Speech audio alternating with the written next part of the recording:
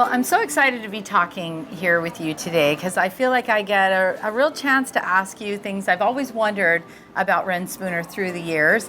You've been in Hawaii since the 1950s. Tell me about the founder. The founder was Reyn McCullough. Reyn is a short for Reynolds, and that's where the name of the store comes from. But the founder was a great men's haberdashery person. He actually came originally from California over to Hawaii.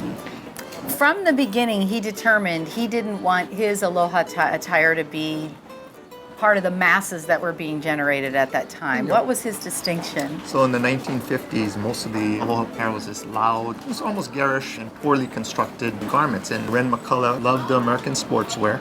And really his contribution to the Aloha shirt is creating a very tailored garment, a finely constructed garment, and then of course the magic of the reverse print. Combination of, being cool like the surfers with the faded out shirts, but also, think about for business. You could actually wear these shirts in a business attire and feel appropriate. What us locals lovingly refer to as the inside out Aloha shirt. Yes. So that's how it all got started. That's correct.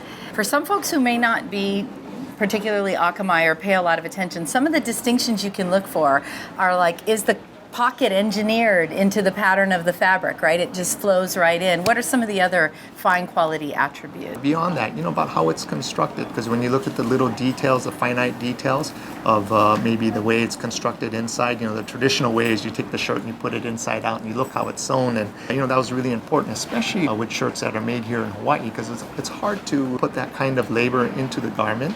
What are some of the elements of the ways Reyn wanted his clothing created that are still a part of how you create your Aloha attire today? And that's what's really nice about the brand. It's got this long heritage and history, but the way we created product many, many years ago and the way we create product today is virtually the same.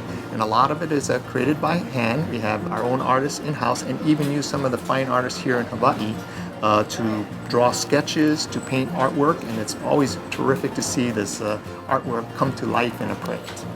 How do you do that when you work with a local artist? What's that process? There's a nice thing about being here in the islands, there's so much inspiration. So we can tell different stories, maybe about voyaging canoes or about the plantation, the history of the plantation, or about special events that occur here in Hawaii.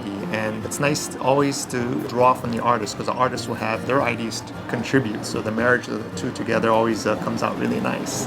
Knowing how challenging it is to be competitive in today's market, why do you put so much effort into the intricacies of the painting and sketching and all of that for the design? Yeah, I think that's one of the things that makes us very special. That is one of the most important parts of our process, and the fact that we put that extra effort, that we give our point of view here from the islands into the artwork.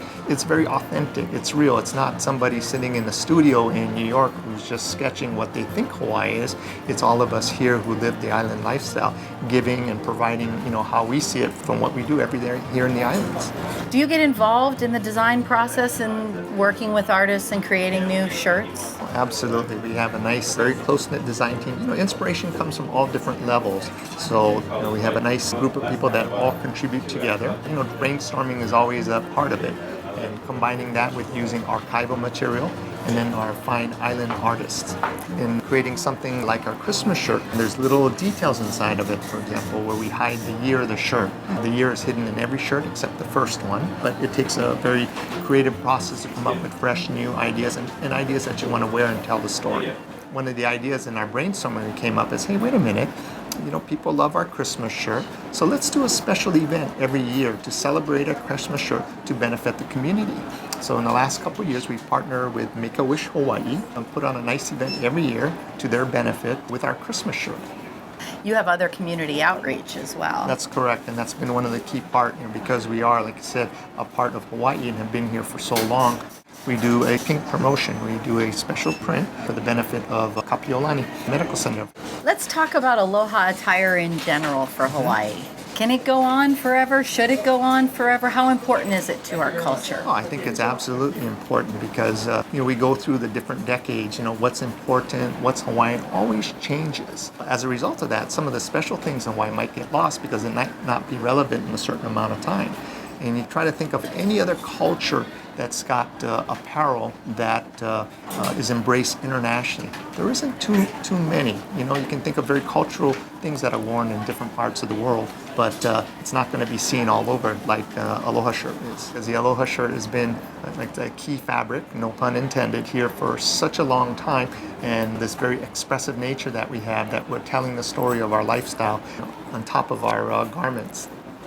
For so many of us who have seen so many of our longtime favorites go away in the last 5 or 10 years, how important is it, do you think, for Reyn's to continue to exist for Hawaii? Oh, I think Reyn Spooner, I should say. I think it's very important. You know, we've been the fabric of the community here for over 50 years, and a very unique point of view. And when you think about Aloha shirts, but even our specific shirts, and you travel around, it's nice to see where people come. We have so many visitors here. They buy the product and they take it back home. And many of our customers are outside of the state because they learn of the product when they come here, and then they take it back home and they become such a fan. And so beyond the new products today, a lot of our products from the past live on as collectibles to many of the enthusiasts and fans. Is there a market for collecting Aloha shirts still these days? Oh, absolutely. You know, some of our early shirts, we get a lot of people inquiring about it. Or, for example, sometimes the very early shirts you see being sold on auction sites for as much as $1,000. So it's always amazing to see. There's so much interest internationally as the products get taken out outside the state. Which one of the countries have embraced Aloha attire the most? Probably the biggest would be Japan, without a doubt. We have this collection. It's called our Indigo Collection. Okay. And it's a marriage of really Japanese fabric. It's all made in Hawaii. Okay. And very traditional details. And the neat thing here, it's... I love the fabric too. It's a more dense. Yeah. And other parts of Asia love our product. Nice.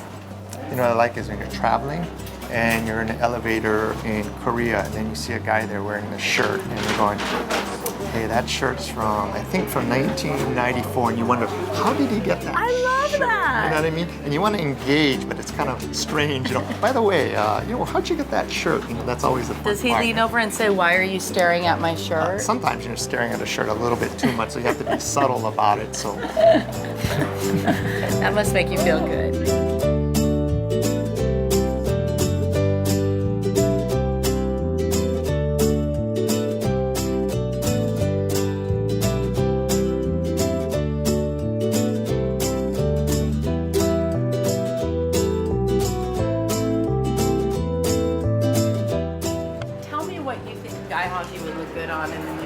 Well, Kaihagi is a little bit slim. Yes. Yeah. Yes. So the modern collection might be perfect for him. Okay. Which one is that? So this is actually a printed seersucker, so it's nice and soft. And then it doesn't have to be tucked in. You can wear it out for a little more style, or you can tuck it in to have the traditional look. Something nice and different here. Once again, you got a traditional two-color print. That's beautiful. And you can see it's actually seersucker fabric. And then there's some additional detailing you can see that's put into the design. Very nice. But and you've got the trend of the inside cuff on that. You got a different little pattern here in the solid. You have a little bit of pattern, or a neat kind of a stripe, but a stripe with a floral pattern. And what's surprising is that it's actually sewn and cut and sewn here in Hawaii. Nice.